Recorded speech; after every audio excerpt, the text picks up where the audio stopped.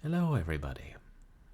Happy Tuesday, and welcome to another Purblind Gamer bonus audiobook stream. Perhaps I should name myself Purblind Reader for these streams. Perhaps I should make an entirely different account for them, except then I might feel the need to do them more often.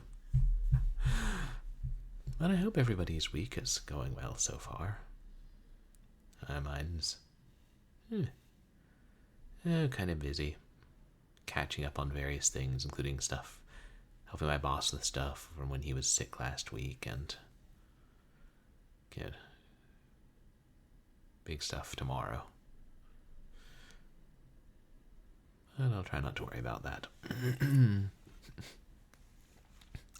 I got home rather late tonight, so. But I did say I would try and do another bonus stream, and I feel like I should try and finish this book, and then maybe after a couple months we'll start another one. I don't know. But thank you to everybody who came out to my last couple of streams.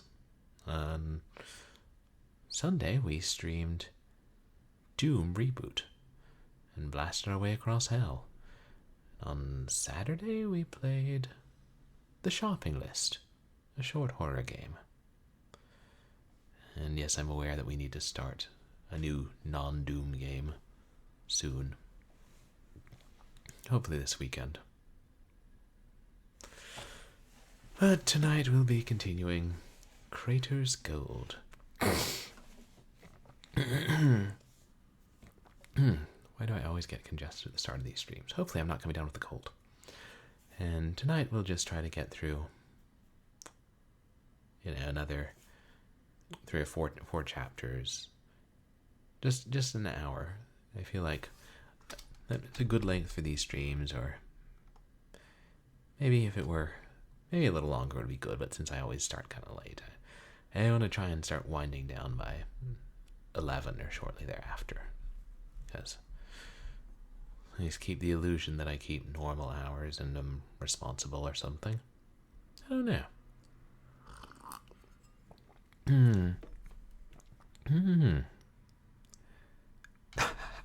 Right, stock.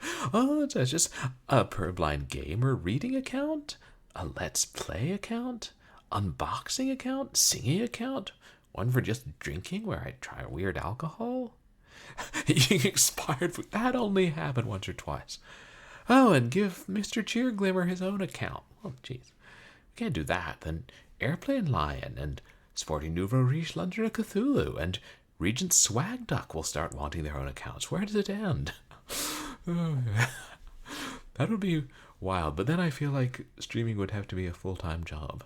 And I've got a perfectly lovely job right now. Technically pays the bills.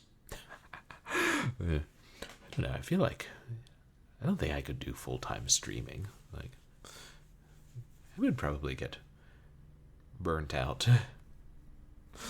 But that would be wild, splitting it into different accounts.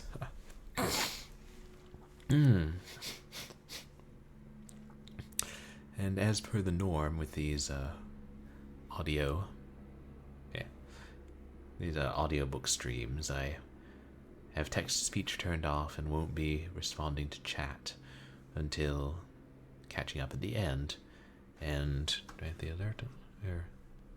Yeah, I have the text on. And no raids. Raids are disabled.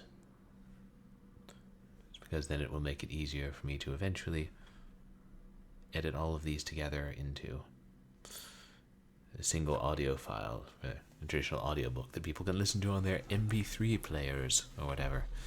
God, I need a haircut this weekend.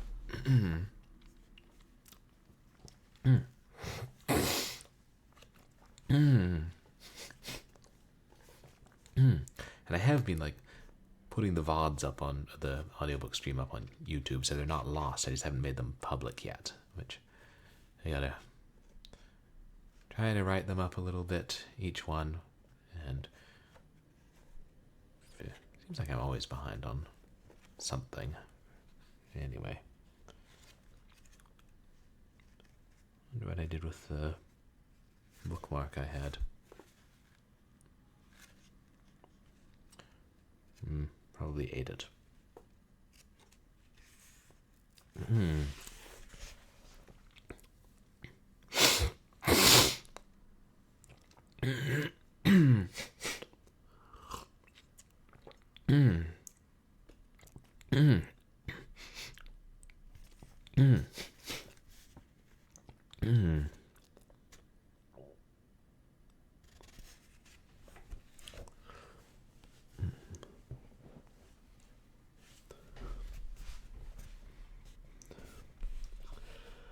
Chapter 22.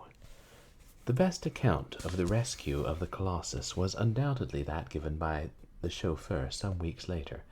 His audience room was over a 6th Avenue garage, his audience grouped around a deal table on which cards were dealt. From time to time there clinked sundry coins. "Are you ready?" says the old wheat with the whiskers, the one who was bossing the job. "Let her rip," says the lad in the hole, the one with the rubber boots. "Hey there, wait a minute," says I. "The way you've got that rope tied, you'll pull out every water connection she's got. A big boob had tied it around the radiator. Here, let me show you," I says, and I have them tie it around the front X. "All right, go to it," I says. "Let her rip," says the lad in the hole. "Heave away," says the old wheat. And with that the men starts pulling, and the kid starts yelling, and the dog starts barking, and galloop, out she comes like a bucket of glue. If I hadn't stopped 'em, they would have pulled it clear to Dutchess County. Who's dealing? Me. The chauffeur, indeed, had been so elated about the professional aspects of the affair that he failed to notice how strangely little excitement was shown by his master. Styles noticed it, however, and presumably Baumgarten did. Exberger, in fact, was almost indifferent. He did not arrive until after the car was well up on terra firma, and then he hardly gave it a glance. "Have it towed to the garage and cleaned up as much as you can," he commanded listlessly. "We may have to ship it to town." The happy villagers, gathered in groups, were chilled by this slight applause for their Herculean labors, but solaced themselves by bossing the men who were tying the car to the back of a 4-horse wagon. "Tie it to the X," they cried. "Do you want to pull out every water connection she's got?" Alone of the 40 or 50 who actually did take part, the judge, Baumgarten, and Styles had the curiosity to look in the vacated hole. Sluggish yellow water filled it to a depth of about 2 feet, as the man with the rubber boots could have testified, but gave no signs of rising. "I had them shut the gate at the pool to make sure," exclaimed the judge, "but I don't think it would have filled up much anyway. The water goes somewhere else. It probably fills the whole mine before it begins running top the ground again." Styles looked at the hole musingly, and Baumgarten with an alert and scholarly interest, but neither had any comments. Baumgarten, safe to say, was now in possession of the whole story. "Funny," remarked the judge. "If I'd wanted a man to cut cordwood or pick up apples, they wouldn't be one in town that warn't too busy. But here we've had 50 men, sweating like horses, right in the middle of haying." Styles had already had on his conscience Exberger's too scanty thanks. "We appreciate it," he said. "In the country, people are always ready to play the Samaritan." The judge's eyes rather twinkled. "I wasn't thinking so much about the Samaritan part. Have you ever seen city folks too busy to stop to look at a street fight? There's no hurry," he added, a minute later, "but I promised Bill Connor half a day's time for doing the digging." Chapter 23. From appearances, one might have supposed that Rose and Exberger had hardly been interrupted when Baumgarten and Styles made their way up the hill. They were standing in the pathway before the house, in much the same attitudes in which they had walked up the road. The only difference was that they were no longer talking. One gathered that what they had to decide had been decided, finally, completely, once and for all. Rose was as calm and as nonchalant as she had been on her first appearance. Exberger was not. He had had a bad half-hour. He showed it, even to his hair. They were merely waiting, apparently, for the return of their host and his other guest. Rose set matters in motion at once. With her hand held out, she walked up to Styles. "Goodbye, Mr. Styles. You've been very good." Styles made no motion to take her hand, not so much from surprise as from a deliberate refusal to let her go, but she still held it out before her. Her mouth was drawn into that firm, straight line which a woman commands when she means to do something unpleasant, yet, in doing it, means to set an example of perfect good nature and self-control. Standing over her there, in her efforts, Styles had never realized before how much taller and how much older he was than she. With that sudden magnetic attraction which always comes at grotesque moments, he had an impulse to put his hands on her shoulders. He almost feared that she read his impulse. The tableau seemed to him to occupy minutes. It actually lasted for seconds only. "But you can't," he exclaimed. "How are you going to go? There's a train at 6:01. From Felsted? I suppose I can hire a car." The tableau at last was becoming conspicuous, and previous arrangements had evidently been made to keep it from becoming just that. "Stuffy, come here. I want to talk to you." Exberger, in tone at least, was quite his old self, and, with a smile, Baumgarten became his old self. He obeyed. As they walked away, Rose dropped her hand, but she and Styles continued to look at each other almost defiantly. At the faintest sign of relaxing only did Styles dare speak. "My dear Miss Fuller," he said, "what is this?" She chose deliberately to misunderstand him. "I know I should not have come back," she said, but Styles had an instinct that made up for lack of experience. "You mean that you should not have gone away?" "Very pretty," she answered, but Styles refused to be snubbed. He stood looking at her a moment more, and then he turned toward the house. "At any rate," he suggested, "it won't take you 2 hours to get to Felsted. For a soul in torment, I do not recommend the view from the Felsted station." She was not, perhaps, wholly eager to combat this statement, and she turned to walk beside him. They did not, however, continue toward the piazza. Those are not moments in which one sits calmly in chairs. Not so much by attraction, but because there was nowhere else to go, they strolled toward the old cellar. They reached it, and Rose looked in with complete indifference. The hole, half covered with debris, was fully visible now under the wall on which they were standing. "It's not very terrible by daylight," suggested Styles. Rose did not reply. "Will you sit down?" asked Styles, and, no reason offering to the contrary, Rose did sit down on the turf of the rampart, while Styles sat beside her. Exberger and Baumgarten, apparently, were not so particular about their setting. Seeing that the others did not intend to use them, they had promptly taken possession of the piazza chairs. Baumgarten was talking now, rather laying down the law, and Exberger, one foot on the rail, was looking disconsolately out at the view. Rose caught sight of the other couple and laughed. "You'd think we'd been fighting." The slightest wedge had been all that Styles had been waiting for. "And have you?" he asked. For answer, Rose shrugged.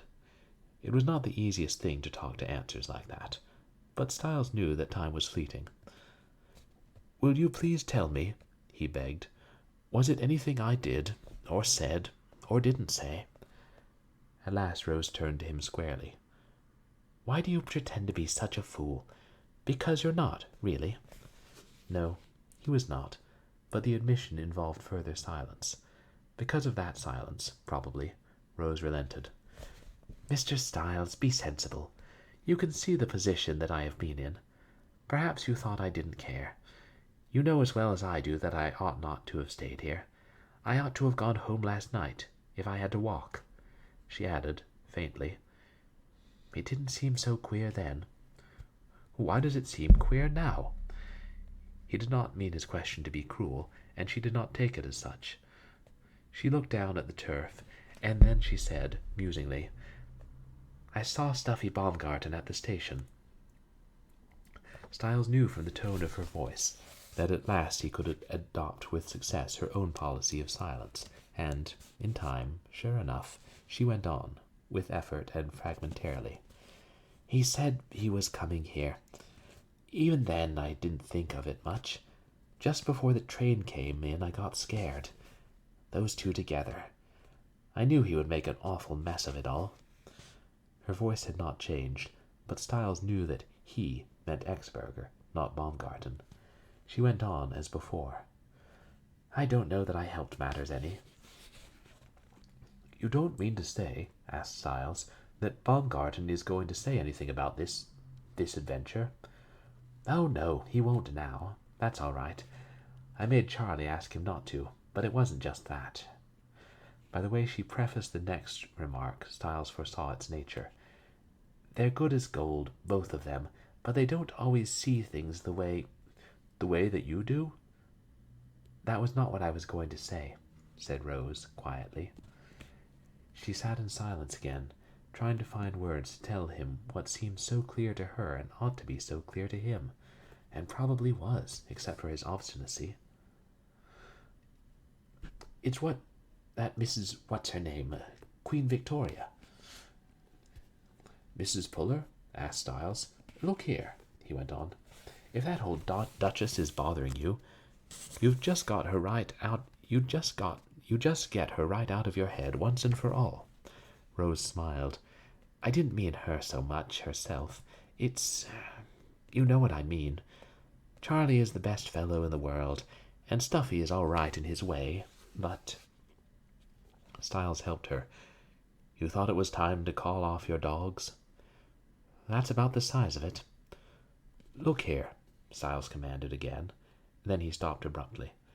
He was silent so long that Rose turned in question. She found him staring at her, and her own expression changed at the look she saw on his face. "What's the matter?" she asked in alarm. Still Styles did not reply for minutes. When he did, it was in a very low voice. "I was trying to make up my mind whether I dared to ask you to marry me." She seemed relieved that it was only that.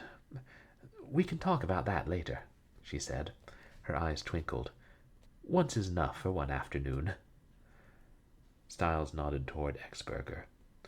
"Again?" he asked. "Still," corrected Rose. "What were you going to say?" "I'd rather know what you said," suggested Styles.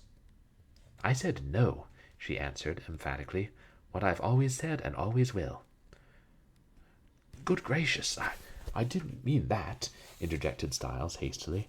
"I mean, what did you say when you tried to call off your dogs?" On any such complex subject as this, however, Rose was dumb. After waiting a minute, Styles tried to help her again. "I'm going to talk plainly," he began. "Have you got it into your head, in view of Queen Victoria and Puller and all that rarefied bunch, that Exberger and Baumgarten—" "Go on, say it," interrupted Rose. "Say what?" "Exberger and Baumgarten and I—" "I won't say it," replied Styles flatly. "You might as well. It's true." "That Exberger and Baumgarten," insisted Styles, "are about as welcome in this town," finished Rose curtly, "as smallpox, and neither of them has brains enough to see it. I have." She left him rather flat, but Styles had courage to ask, "Did you tell him that? Exberger?" Rose looked at the figure on the piazza, then held out her hands helplessly. "Don't you know him by this time?" she asked. "Of course I couldn't tell him in so many words. I don't think he would have believed it, even if I had. Of course, Charlie is an awfully nice fellow," she added. "I understand that," interrupted Styles quickly. He paused thoughtfully, and then asked, "What did he say?" Rose smiled. "He said, 'I get you, Steve, I get you,' and he didn't get me at all. He spent the rest of the time asking me to marry him." She added, ruefully, "You both seem to think that would help matters." The lines around Styles's mouth grew deeper as they had the evening before when they had talked in front of the fireplace. "Do you mind if I smoke?" he asked. "Yes, very much," replied Rose pettishly. Styles lit up his pipe nevertheless. "I want to tell you something," he said. You mentioned smallpox. The smallpox those people are afraid of is right here beside you." She gave him the tiny lift of the eyebrows that allowed him to go on, and he told her the story of the real crater ghost, the story that Puller had told him that morning. He did not spare himself or his family. In fact, being Styles, he made it rather worse than it need have been. She had seen just enough the evening before to know that he spoke the truth, and she listened quietly, never taking her eyes from the ground. She did not even lift them when Styles had finished. "A pretty story," he added, bitterly, to draw some response. "It is not very nice," she answered, candidly. Still she did not look up, and Styles insisted. "So you see who is really not wanted." She did not answer, and he asked again, "Don't you?" "It's not the same thing," she said, curtly, and, as usual, she spoke the truth. "What are you going to do?" she asked at last. "I'm going to do the same thing that you did," he answered. "I'm going to clear out." "Then you do admit that I ought to have gone?" she asked, quickly. "I admit that both of us are more or less sensitive," replied Styles, "and that neither one of us, guilty or not guilty, has any desire to disturb the peace and calm of profound and ordered society. Do you happen to recall that I just asked you to marry me?" "You didn't ask me. You said that you were trying to make up your mind whether you dared to or not." "Very well, I dare. Will you?" Rose laughed. "Mr. Styles, people don't marry that way." "Neither do people lose automobiles in the ground. Neither do people find copper mines in their backyards. Neither do people give house parties to leading ladies whom they have never seen before." "And you don't know when they don't know when they do see them," concluded Rose. "Mr. Styles, why do you want to marry me?" "People do, don't they?" "Sometimes," she admitted. "Would we have to live here with the ghosts? Your family rather goes in for cutting brides' throats, doesn't it?" Strangling, corrected Styles. "Don't make us any messier than we are." But as he spoke, Rose clutched his arm in a grip of terror. "What's that?" In her clutch, Styles became rigid. They sat in silence, and then, from the cellar behind them, crawling up their very spines, came a deep, muttering voice. "Madre, madre, madre." Even in daylight it was terrifying. Even Styles felt his hands grow cold. Then he laughed, or tried to laugh. "It's Mrs. Fields, but how the—" He looked up and saw Mrs. Fields coming out of the house, the perpetual basket of clothes under her arm. Rose, in terror, was still clutching his arm and drawing away. He looked back at the cellar, but heard nothing more. "I think we'd better go," whispered Rose, and Styles allowed her to draw him across the lawn to the house. "Well, friends and fellow countrymen," exclaimed Baumgarten in a loud voice when he saw them coming, but Styles held up his hand. "St," he cautioned, then beckoned. Baumgarten looked at Exberger, and Exberger looked at Baumgarten. At last, the former got up and the latter followed. In obedience to Styles's gestured cautions, they tiptoed across the lawn while Rose rather skirted the porch for protection. At the rampart, Styles held his finger to his lips in a final caution, and the three looked down into the hole.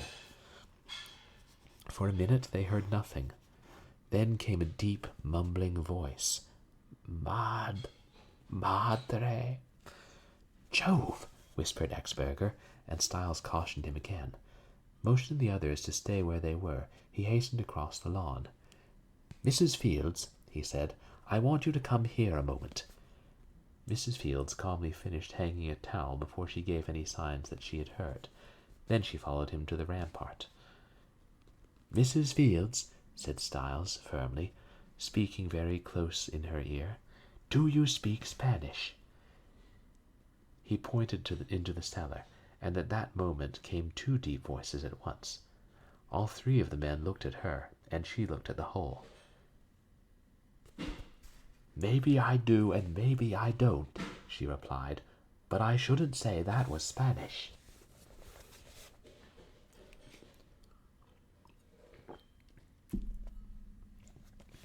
Chapter 24. If you can keep butter down there, why can't you keep cows? Mrs. Fields gazed fiercely at the group standing around the entrance to the old mine shaft and demanded a flaw in her logic. The container for the thing contained, murmured Styles softly. What is true of the part is true of the whole. But Mrs. Fields did not hear him, and the others were too intent on amazing facts to have time for abstract excursions. Cows! Exclaimed Exberger, looking down at the hole. Are there cows down there? A look of incredulity spread over his face. Say, he said, don't try to tell me that Bugby's steers are still there. I don't try to tell you anything, retorted the housekeeper, with a fierceness which was almost witch-like, except that no Bugby or anybody else had a claim to a hoof or a horn. For heaven's sake, how many are there? Demanded Exberger. 4, replied Mrs. Fields, her lip trembling, and a 3 days calf. It was him that was talking Spanish, she had to add, however, with the twitch in the lines of her face which only made her expression grimmer. The quilt I'm willing to pay for. They are your cows, then? Asked Styles. Mrs. Fields looked at him as if the issue had come to a head at last. They most certainly are my cows. Did the judge want to think I was working for nothing the last 4 years? Exberger and Baumgarten looked at Styles as if this were a matter which he understood, and he did, to a certain extent. His talk with Puller had prepared him for developments such as this, but it was hardly a matter that he wished to reopen. He stood gazing down at the hole in the cellar, saying nothing, but Mrs. Fields was determined to have it out on the spot.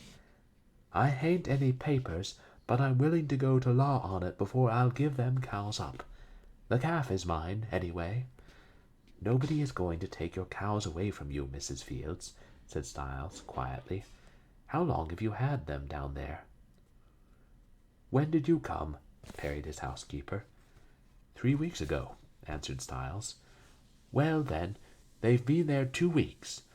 She looked at him with lingering suspicion, but in her queer, crooked old mind, honesty fought with defiance. You come on a Tuesday, and they went in there the following Saturday. I had 'em up in the woods for a month, while the judge was counting the towels and winding up the estate, but after you come, it was too far to go up there nights. Styles looked at the fierce little figure, and there came to his mind the pitiful picture of that frail old woman stealing out at night and trudging her bitter, determined way through the dark, silent woods to care for and shield her one little property. Her mountaineer ancestors, guarding in secret their flocks and herds from Saracen bands, could have done no better. Look here, he said suddenly, Exberger or no Exberger, Baumgarten or no Baumgarten, did my uncle leave you anything in his will? Your uncle never made no will. You ought to know that. Styles hung his head, but, like Mrs. Fields, he wanted to have it out now. And for 4 years he never paid you a cent. For the first time since he had known her, Mrs. Fields visibly softened.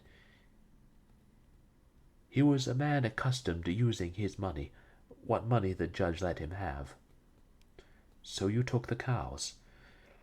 The first year he told me to call the Clark cow my own, and after that there wasn't much said about it. There was another spotted heifer that was still his, but that died last fall of being bloated. But what I don't get, broke in Exberger, is how you ever got them down there.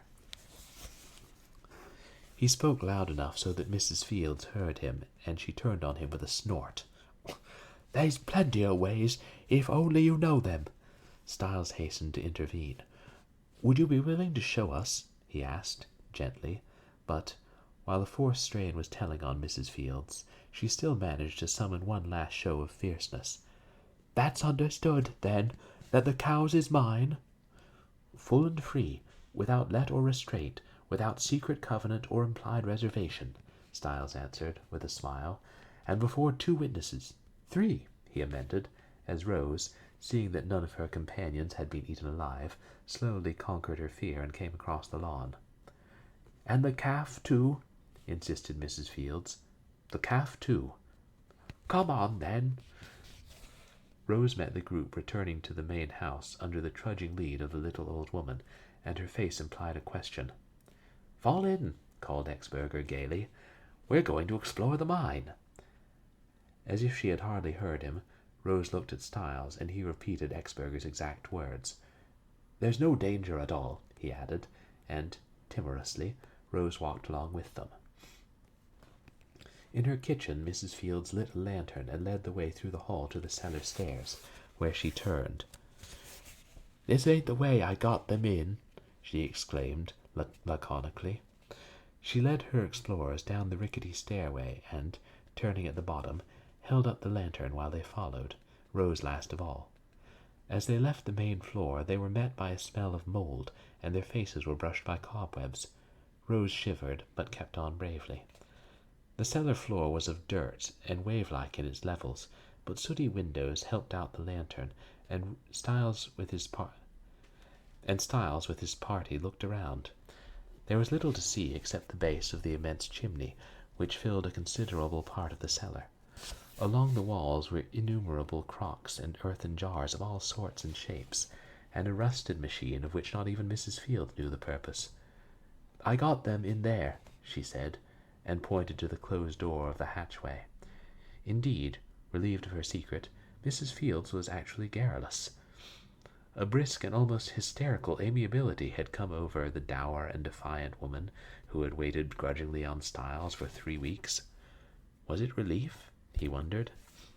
Had the guilty knowledge of those 4 pitiful cows hidden under their feet been gnawing at her vitals ever since his arrival, furnishing her with the source of a mental turmoil as great, in its homely way, as Lady Macbeth's, transforming her from a harmless, gossipy woman of all work to a hostile old crone?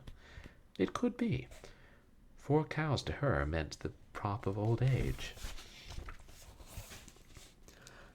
Behind the chimney, the cellar continued under an L, a space without windows, and here in the floor the lantern showed a slanting passage leading into a gaping hole.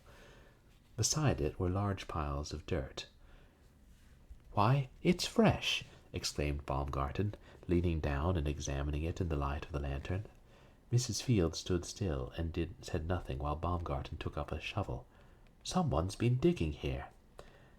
The old woman smiled, a thing Styles had never before seen her do. "A cow's a pretty big animal," she replied. Baumgarten straightened himself and looked at her, his hands on his hips. It was a mannerism of his, one of his detestable mannerisms. One would never have believed that it could be noble, but it was at that moment. It was an attitude of utter respect. At the sight of those huge piles of dirt, and the sight of that little old woman, bent and frail in the light of the lantern, the pompous, well-fed New Yorker had seen, in its every atom of pathos, the picture that Styles had seen the moment before. "Well, my gosh," he said slowly, and of that, too, every syllable was laden with pure respect. Before them, the blackness of the gaping hole apparently led into the base of the wall. "But some hole was there," suggested Styles. "Oh, yes, there's always been a hole," replied Mrs. Fields with the same willingness. "One that you could go in with stooping. The frost broke it in, I guess, or perhaps boys did it long ago. We used to keep butter to cool there, and your uncle used it for things he wanted, but it was too small for cow.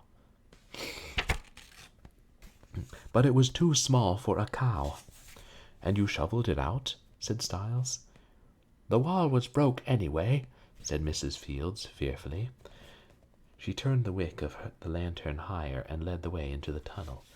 It was here that the old woman had evidently done her heroic and secret digging, for the passage slopes very steeply for 10 or 12 feet through new, fresh earth, so soft that the explorers sank into it to their ankles, while once a sifting of loam came tumbling down off the walls.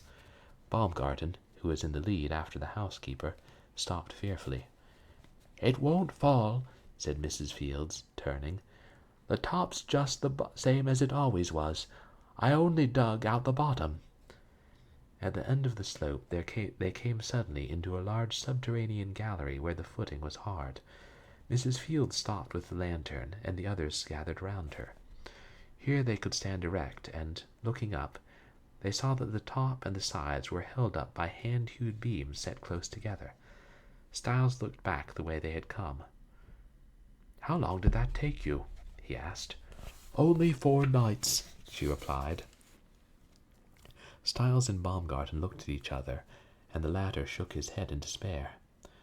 Rose, who had come through the tunnel clinging to Styles, slipped one hand through his arm and one through Exberger's. With a little shudder, she drew them both closer to her for protection, as she had done the first night. Mrs. Fields held the lantern over her head, and its light brought out weirdly the wondering, upturned faces. What a band to gather in that dank gallery of a lost colonial mine, to unearth by flickering lantern light the marks of men forgotten 100 years. Exberger, the trumpet of Broadway; Baumgarten, the ponderous and immaculate salesman; Rose, the dainty and fragile comedienne, all the picture of utter sophistication, but all now subdued and with faces transformed by awe and wonder. Styles reached over his head and touched one of the beams gingerly. The surface, which still bore the marks of the adze, was hard enough, but it gave to his touch and showed that the heart of the wood was soft and rotted. "This must be the end of a sap," he said. "This must have been the end of a sap," he said. He looked back toward the cellar. "I don't know much about mining, but I shouldn't have looked for copper so near the surface." "I don't guess they knew very much about it themselves," volunteered Mrs. Fields in her new sociability. "My father's grandfather, he was a miner, and my father always told about hearing him say that all the copper he ever see would go in a 4-quart pail." It occurred to Styles that such a rush of confidence had better be drawn on. It might never come again. "Mrs. Fields," he said, "the judge told me that your family was Spanish." Mrs. Fields grunted. "That's what they say. I don't know whether it's so or not. My father, he might have known." Styles looked at Rose, then at Baumgarten, then at Exberger. The lantern light was strong enough, but their faces brought no response to indicate that they saw anything strange in the statement. At this new wonder, he realized, he must marvel alone. Only a few years before, this woman's fathers had lived in the Pyrenees, before the Moors, before the Goths, before the Romans, before the Phoenicians, before the Celts, before the first faint traces of history itself. Her race had established itself, and, through all the millenniums of wars and migrations in Europe, had bitterly kept its purity intact. 100 years, 50, this side of the water, and even the memory had been lost. Without a struggle, the Basque had become a plain Yankee. Even the name had been stunted. A nasal Inchgary was all that remained of it now. Styles looked at the others standing around him, their upturned faces greenish pale in the lantern light. For that matter, what did any of them know about his heritage? What did Exberger? What did Baumgarten? Both Americans, unable to speak a syllable of another language. Could either one have told with certainty where his family had lived 3 generations before? What had he known himself, or cared, until the death of the last one of a fading line had brought him back to close the book on a name he did not even bear?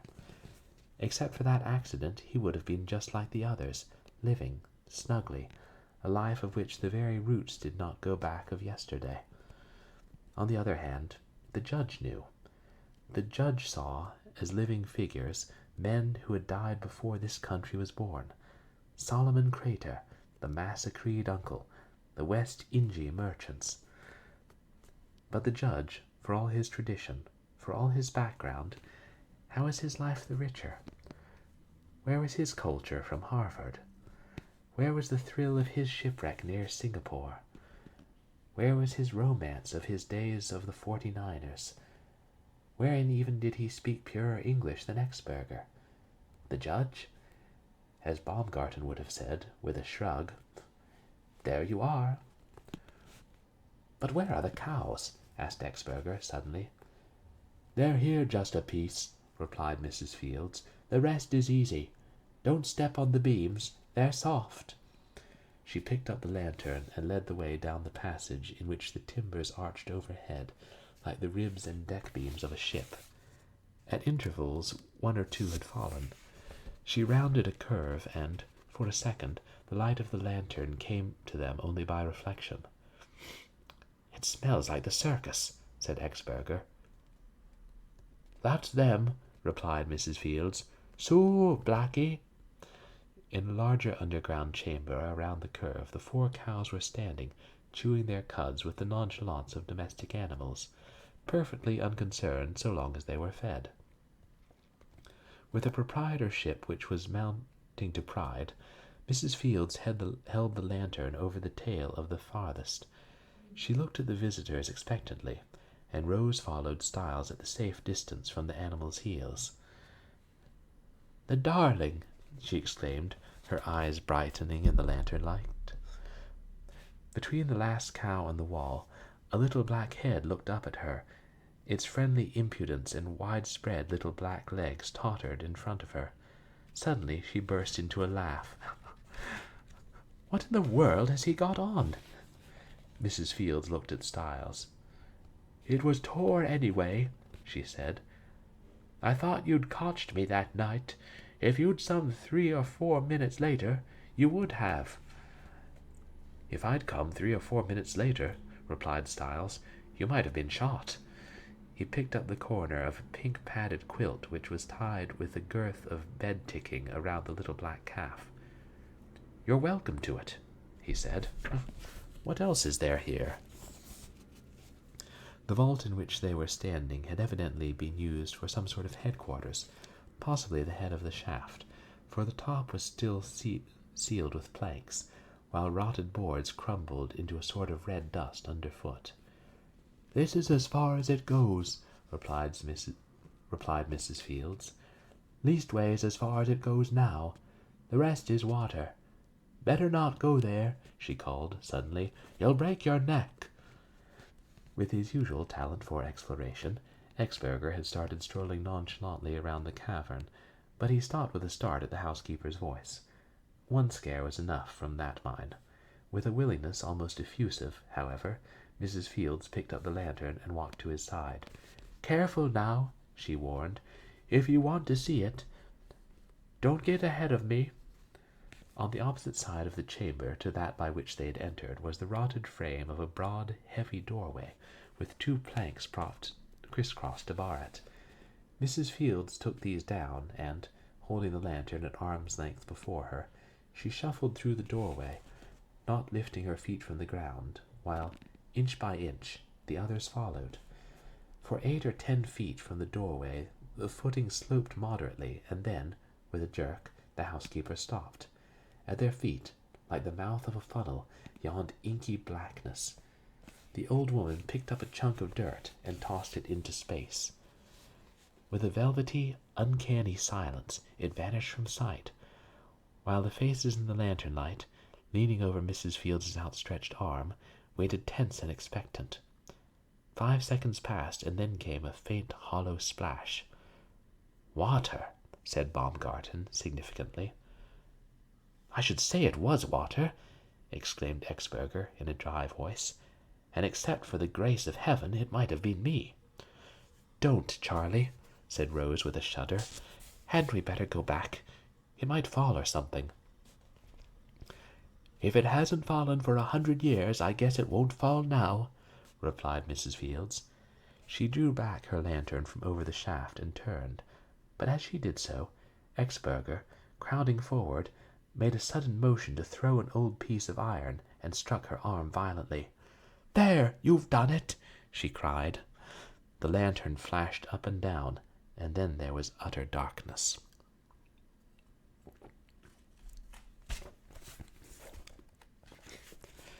Chapter 25. Curiously, it was Baumgarten, the pampered sybarite, who rose to the crisis. "Don't anyone stir an inch," he said in a low, firm voice. Before that, there had been an instant of light and dark and of confusion in which nobody had been quite sure what had happened. After that, they had found themselves standing in damp, pitchy blackness, hearing one another's breathing. Even when Baumgarten's voice came out at their shoulders, no one else dared to speak. Each waited for someone else to ask the terrible question. Finally, from sheer tension, Rose began to sob, softly. Someone else began to stir. After that, without asking, they all seemed to know that they all were still there. Styles suddenly discovered that he had been standing with his eyes tight shut.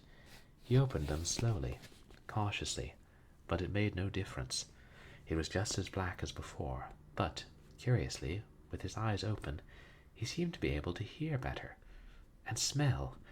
He could now smell distinctly the cold swamp air from the shaft at their feet.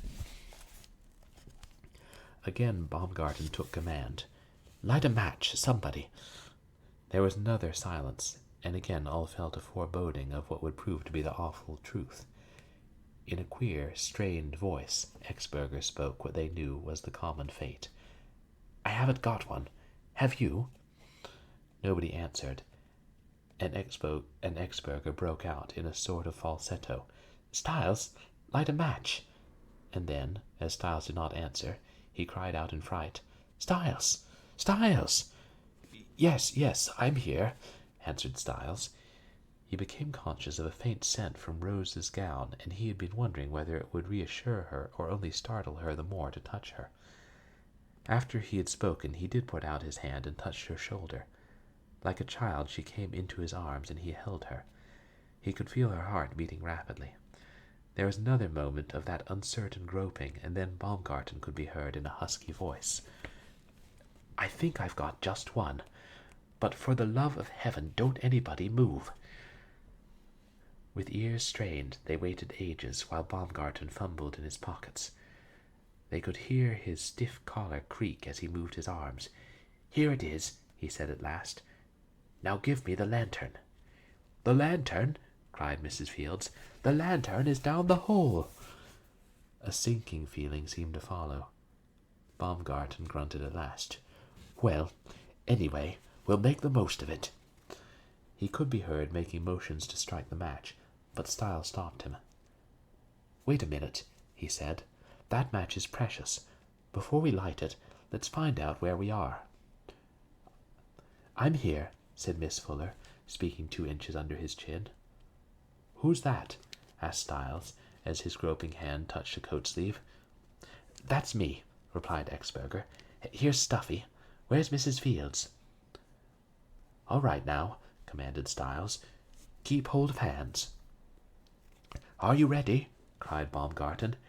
They could feel him poised. "All ready," said Styles. The breathing became strained again as they waited nervously for the brief moment of light. Once or twice they heard the match rub over cloth, and then a muttered word. "Hell!" "What's the matter?" asked Exberger, pettishly. Baumgarten did not reply, and the match again rubbed over cloth. "I thought so," he said at last. "What's the matter?" insisted Exberger. "It's a safety match. I knew there was something wrong," muttered Baumgarten after a moment, "because I never carry matches in that pocket. Never carry 'em loose, anyway." They stood helpless, waiting for any suggestion. "If I were only sure just where the door is," complained Styles. "It's right on my left," said Exberger. "Well, is it?" insisted Styles. "I'm all turned round." "Rose must be nearest," suggested Baumgarten. "She came in last." "Just the same," said Styles, "it won't do to take any false steps. We can't be a foot away from the shaft." "I think I can find it," said Mrs. Fields, "if you'll hold on to me." "Are there any other holes?" asked Styles. "Yes, 2," replied Mrs. Fields. "But not here. I know where they be. You hold me up, and I'll try it." Feeling her way over faces and coats, she made her way, each man passing her up the line until she reached Styles. "Now then," she said, with assurance, "but take little steps. Don't stir up the dirt." With one hand clutching her arm and with the other supporting Rose, Styles followed her, inch by inch. Behind him, Exberger held his arm, and Baumgarten clutched Exberger's. "This would be funny," said Exberger, "if—" "Well, it isn't funny," interrupted Baumgarten. "You save your jokes until we get on safe ground." Shuffling and testing the ground with his feet, half carrying Rose, it seemed to Styles 50 yards before his foot struck something hard. "What's that?" he exclaimed. "A door-sill," replied Mrs. Fields. "Step high, and then you're all right." The inner chamber was blacker, if possible, than the head of the shaft, but the air was better, and they felt almost as if they had reached home. "Are we safe?" asked Rose, as she felt Styles relax. "Safe and sound," he replied. The girl slipped out of his arm, but fumbled her hand through it in the now familiar way. Behind them, Baumgarten and Exberger could be sensed moving around, but not one of them could see 6 inches ahead. The blackness was so oppressive, so different from the darkness of a room, that they felt themselves groping as if to ward off something, even when standing still. "Now you stay there," commanded Mrs. Fields, "and don't move hand or foot." A minute later, her voice could be heard from an incredible distance. "All right, I've found it." "Found what?" called Rose eagerly. "The entrance to the passage," exclaimed Baumgarten.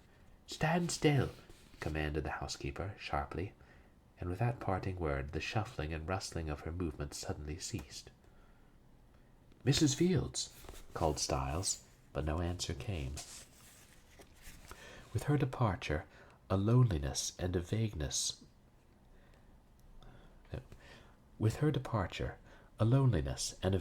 more dread than ever seemed to settle down in the vault, and with it a silence.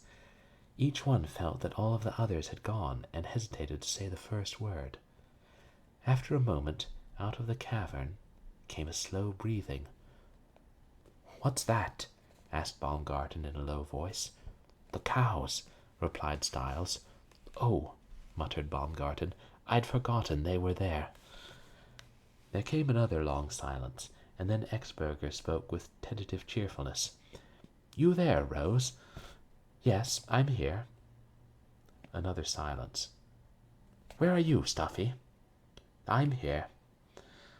Some quality in the black, echoing void seemed to change their voices from place to place, for when Exberger spoke again, he seemed to have moved from behind Styles to far off on his left. "Well, anyway," he exclaimed decidedly, "I'm going to sit down. No, I'm not either," he added hastily. "What's the matter?" "Wet, and cold as ice. Say," he suggested in a lower voice, "suppose she never came back?" "Don't worry," answered Baumgarten from some other point in black space. "She may not care about us, but she'd never abandon those cows." "I know, but suppose she fell down a hole herself?" "Oh, don't," begged Rose, almost sobbing, and Baumgarten intervened. "Cut it out, Charlie, cut it out." Unconsciously they were relaxing, becoming accustomed to that uncanny conversation, questions and answers heard in familiar voices, but shot out of changing points of the darkness from figures invisible. There followed a very long silence, but a silence more tolerable, and then Exberger's voice could be heard saying, musingly, "I wonder if cows would get blind if you left them down in a place like this long enough." With the fatuous earnestness of people stranded, uneasy, and helpless, their voices discussed the idea for minutes.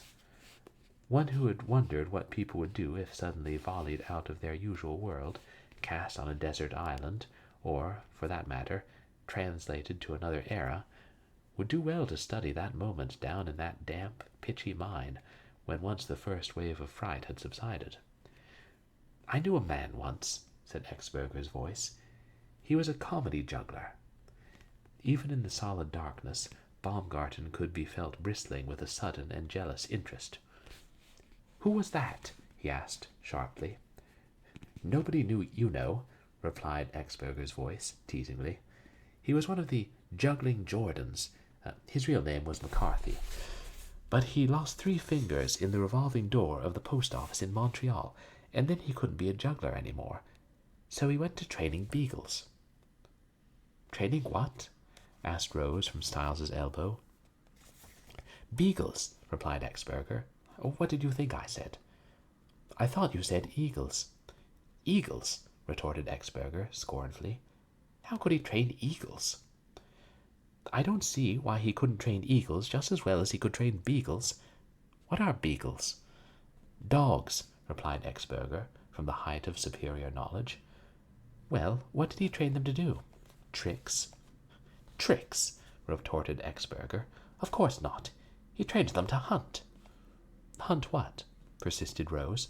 Why, answered Exberger. "I don't know. What do beagles hunt, anyway?" "Search me," said Baumgarten, speaking apparently from a comfortable, stationary attitude in the darkness. "What do they hunt, Styles?" "Foxes or something, don't they?" suggested Styles, startled at his own sudden bass voice. "I never saw one except in a picture. All I know is that they always wear white gaiters when they hunt them." "The beagles?" asked Rose. "Oh, say," interrupted Exberger impatiently. "Who's telling this story, anyway?" "Go ahead," said Rose demurely. "Juggling Jordan lost 3 fingers in the post office and went to training beagles in white gaiters. What then?" "I've forgotten what I was going to say now," replied Exberger. "What were we talking about?" "About cows getting blind if you left them in a mine long enough," suggested Styles. "Oh, yes," Exberger recalled. "That was it. Well, this fellow used to do a trick in which he caught 5 lighted candles between the fingers of each hand." "I see why he had to quit," suggested Baumgarten, and then he added, "That must have been some hand he lost.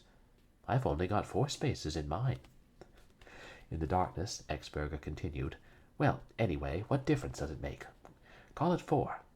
The point was that he hadn't tried to do this trick for 4 or 5 years, but one day he was going out to his barn when a fellow came along and—" "Listen," whispered Rose suddenly. "What was that?" Instantly all of them were listening intently. At first they heard nothing. Then 2 cows clashed horns at the other side of the cavern. "Cows!" exclaimed Exberger. "Well, anyway—" "Keep still," whispered Rose. "It wasn't that. I heard somebody talking." They stood in silence. "There," whispered Rose, and all of them heard a faint cracking sound. "It's Mrs. Fields," said Exberger aloud, but Baumgarten checked him roughly. "Keep still. It's behind us." In the darkness, Rose pressed against Styles, while all of them strained their ears. There was no doubt about it now. They did not dare move.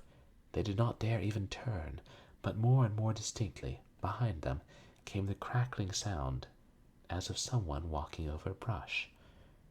"I heard it," whispered Exberger, and, distinctly, they heard a mumble of voices. Some one of them stirred. "Stand still," ordered Baumgarten. The crackling grew suddenly louder at their backs, and then a voice said so clearly that it seemed to be right in the room, $25,000.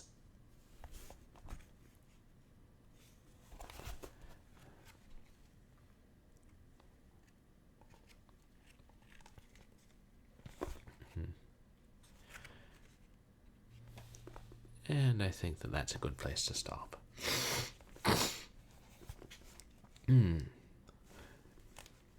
Yeah, that was a good 40 pages.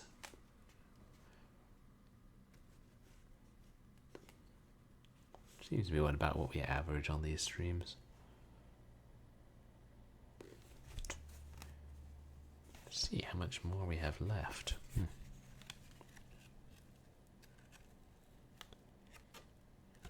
Okay, it's 325 pages and we're at 231. I should endeavor to knock it out in 3 more streams. Or maybe 2 more streams, I don't know. If I make them longer. Like we're right at that awkward area where it's too long for... Two would be too few and 3 would be too many, that sort of thing. And hey, Asmodon, welcome in. How are you doing?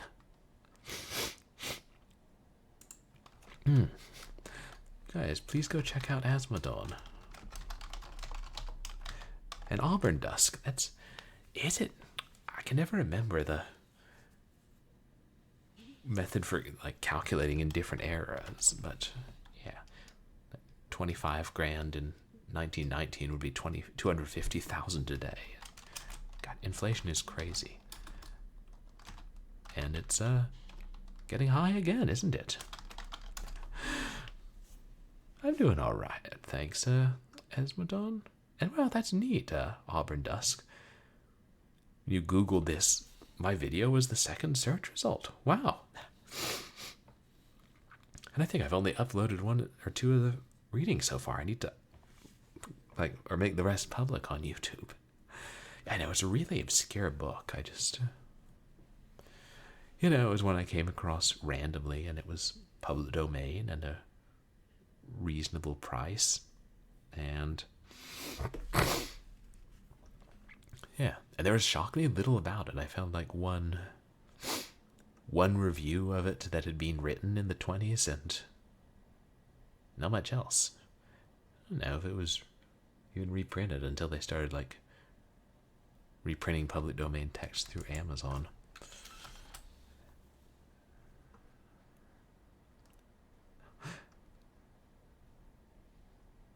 Yeah, either way, that was a lot of money, 25 grand. Wonder what they planned for it.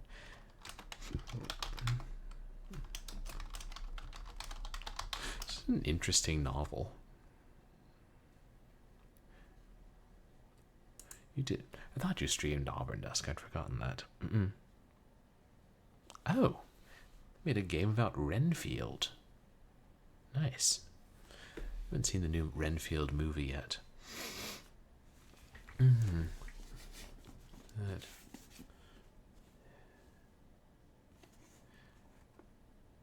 Yeah.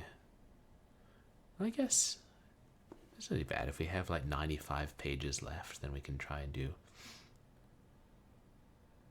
2 45-page streams, something like that. Or is it? Or is it 105? God. No, that's right. Yeah. I guess you'd call this book a mystery, but it's not the most common sort of mystery. Oh, you're going to be replaying Subnautica, or playing more of Subnautica, Asmodon. Oh, it's a vampire survivors game, Auburn Dusk. Well, you know me, I like everything horror. And hello, is that Mralvaro 06? Hold on. Mralvaro, you have 10 seconds to say something to convince me that you're not a bot. Yeah, the best viewers are here. Wait, does that mean that link redirects to my stream? Has my stream become self-aware? That's all I bloody need. And I'm afraid, Mralvaro, your 10 seconds are up. Nice knowing you, though. Well, not particularly. Not particularly nice knowing you at all. But I don't know, maybe the next book I do, I'll try and do something more better known. But it's and also I kind of think it's nice to make audiobooks of these things that are so unknown and yeah, people wouldn't be able to find otherwise easily. I know. Them crazy bots. Well, It's just one bot every few streams. I think we can handle it. Better than that time we got follow-botted by Haas. That was fun. And I guess Twitch they took steps to prevent that. Right. A sword to kill the bots with. But what if their metal is resistant to being cut through with steel? Yeah, I don't know. Those most rods, if you hit them with a sword enough times, they'll break. Unless they're really meant. I mean, if they're like battle bots, but. Battle bots. Was that a game? No, I'm probably conflating Battle Beast with Rise of the Robots or something like that.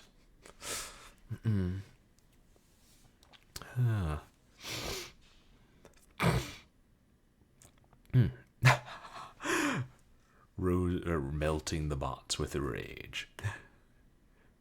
You love bot stock. Well, to be fair, there are some useful bots like what's it called? MooBot that handles the shoutouts, and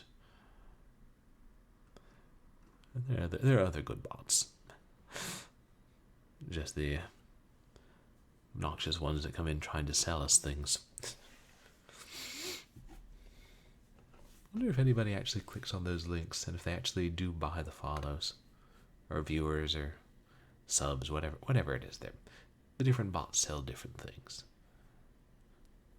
Partner applications.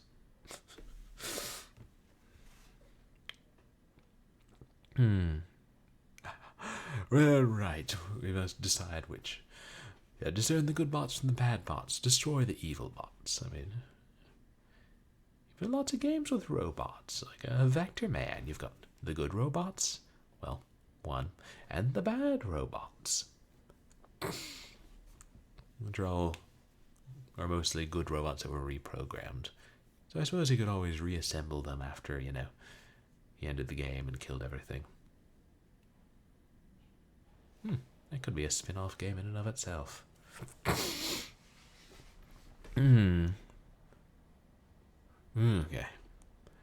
It's gone 11:15. I should probably wrap up. Big stuff tomorrow. Gotta talk to my boss about something important. Get on the government's case about something that I think they did wrong that could be a problem. I gotta read more stuff, enter more data. Oh yeah, and stream. As for what's coming up on stream.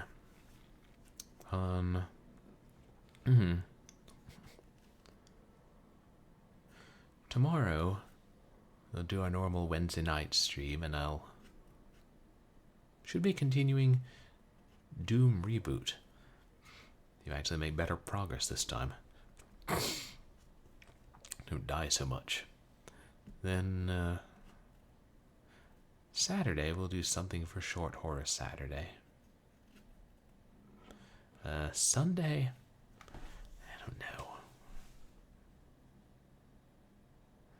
I don't know what game we'll start Sunday. I'll try and do one of these short games that I've got and see if I can get that working. And then next week, and then well, that's enough in the future for now. The next several streams, more to be decided of.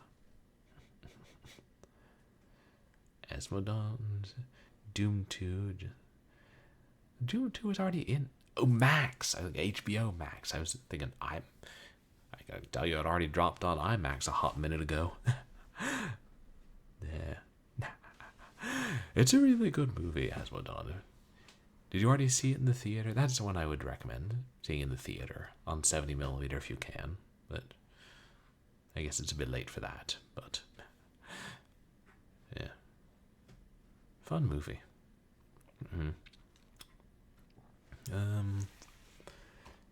Yeah, that's everything coming up. Let me see who's still online and needs to be rated.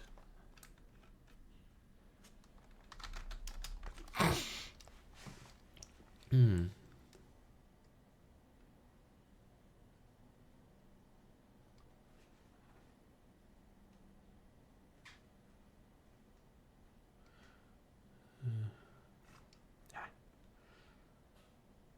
Good.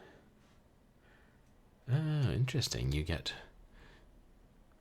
pay for Xfinity and they give you a free subscription to HBO Max. I'm not gonna just call it Max. That's too generic. That's almost as dumb as just calling Twitter X. But not quite as bad.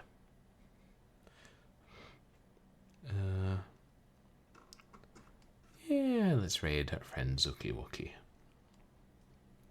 They're playing. Oh yeah, Doom 2 Hell on Earth, which we played through.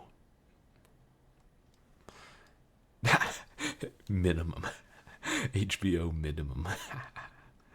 Yeah. Yeah, they do have a few good shows. Be nice if our company got a show on them. That they've got some decent budgets. Okay. You pay to get access to them. And you get on all your devices. I see, Hasmodon.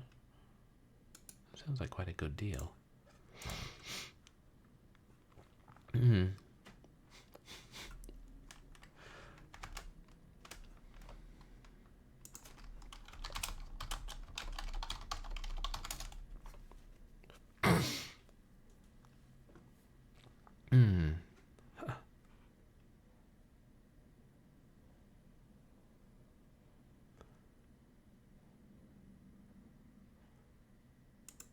Another bot came to say hello.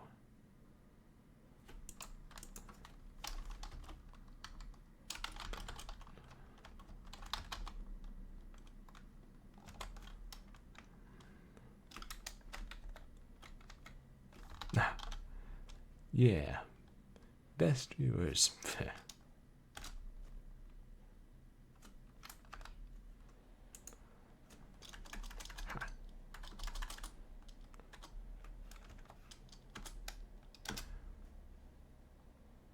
There we go, got him. Goodbye, bot. Meet viewers. Right, not bot viewers. Oh. Oh, gotcha, Aswadon. But anyway, I hope everybody has a good night. You can follow me on Twitter and MySpace and find VODs of my past streams on YouTube. Say hi to Zuki Wookie, and I'll see you guys here for some Doom tomorrow. Oh, hell is a place on earth